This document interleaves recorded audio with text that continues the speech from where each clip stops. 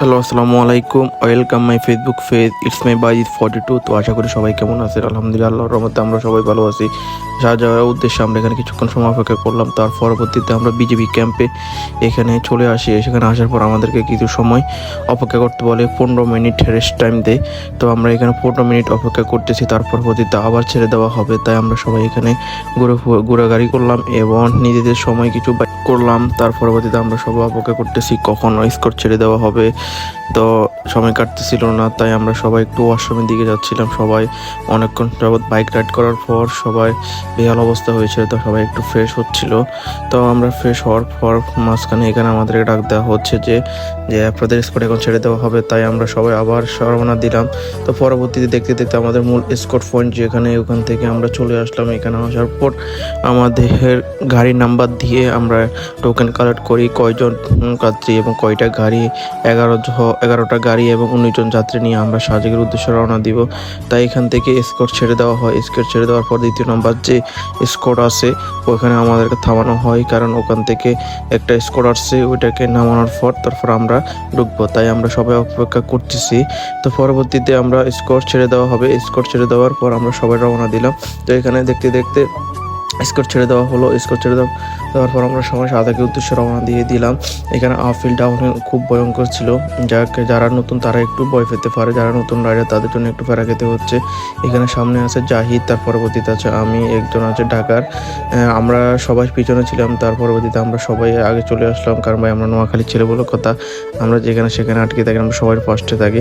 আমি এদের সবার আগে থাকতে পারতাম, কারণ পিছনে আমার ফিলিয়ন ছিল, এই জন্য একটু ফেরা খেয়ে গেছি। কারণ আমার ফিলিয়ন জাহিদের বাইক একটু সমস্যা হয়েছিল, তাই জন্য ফিলিয়নটা আমার কাছে নিয়ে নিলাম। তো দেখতে দেখতে আমরা পাহাড়ের যে আঁকাবাঁকা আপহিল এবং ডাউনহিল যেটা ওখানে চলে আসছে। খুব ডেঞ্জারাস ওইটাই, কর্নারিংটা। যারা নতুন তারাই খুব ভয় পায় এখানে আমি যাওয়ার পরে শুনলাম যে এখানে 2-1 জন পড়ে গিয়েছে বাইক নিয়ে। দেখেন খুব ভয়ঙ্কর রাস্তা এখানে উড়াটা। একদম টপে উঠতে হবে। যাদেরকে এই 3 কিলোমিটার রাস্তা সবচেয়ে ভয়ঙ্কর। যা উপরে উঠে একটু ফেলিয়র নিয়ে খুব কষ্টকর হয়ে যায়। সিঙ্গেল কোনো ফেরা নাই, সিঙ্গেল খুব সহজে উঠে যায়। তার পরবর্তীতে আমরা চলে আসলাম। আসার পর রুমে সব কিছু গুছিয়ে নিয়ে এবার খাওয়ার উদ্দেশ্যে চলে আসলাম হোটেলে। তো সবার প্রচণ্ড খিদা পেয়েছিল, তাই আমরা সবাই ঝুমঝাম বৃষ্টির মধ্যে হোটেলে চলে গেছিলাম খাওয়ার জন্য। সবাই খাচ্ছে, কারণ সবাই সারাদিনের ক্লান্ত। তো খাওয়া দাওয়া শেষ করে চলে আসলাম আবার হোটেলে যাও বাইরের উদ্দেশ্যে, কিন্তু বৃষ্টি হচ্ছে, মেঘালো বৃষ্টি। তাই সবাই অপেক্ষা করতেছি। তো বৃষ্টি শেষে আমরা আবার সবাই রওনা দিলাম যে কলাঙ্ক পাহাড়ের উদ্দেশ্যে। আমি বলছি কারা কারা যাবে, সবাই আমার সাথে আসতে পারেন। তো আমি, মামুন ভাই, তার পরবর্তীতে আমার সজীব, আমার রাস্তার মামা, ওরা আমার সাথে চলে আসে। ভাই সাজেক কাটছি ঘুরার জন্য, রুমে বসে থাকার জন্য নাই। তো আমি সবাইকে বলি যারা যাবেন সরে আসেন, আমি কাউকে জোর করে নিতে পারবো না, যারা যারা ইচ্ছে আসতে পারেন। তো আমি কলাঙ্ক পাহাড়ে চলে আসলাম। এখানে দেখেন মাশাআল্লাহ, আল্লাহ তাআলার কত সৃষ্টি এবং কি সুন্দর ভিউ, যা বলে কখনো আপনাকে বোঝাতে পারবো না। আল্লাহ তাআলার অপূর্ব সুন্দর। পাহাড়ের বুকে ঝর্ণা থাকে, মেঘ, বৃষ্টি, সব কিছু কিছুক্ষণ সময় পর পর বৃষ্টি আসে। মেঘে সব কিছু ভরে যায়, যেমন ঘন কুয়াশার মতো মেঘ। তো দেখতে দেখতে এখন আমরা চলে আসলাম যে সাজেকের যে সবচেয়ে টপ যে কলঙ্ক পাহাড় আছে ওই পাহাড়ে। এখানে পাহাড় দিয়ে আমরা উপরে উঠতেছি। উপরে উঠলে সব কিছু ভিউ একসাথে দেখা যায়। এখানে সাজেক যে কোথায় আছে সব কিছু দেখা যায়, তারপর সব দেখা যায়। এখানে মূল পয়েন্টের ভিউ হচ্ছে এখানে কলঙ্ক পাহাড়। কলঙ্ক পাহাড়ের উপরে উঠলে ফুল ভিউটা পাওয়া যায়।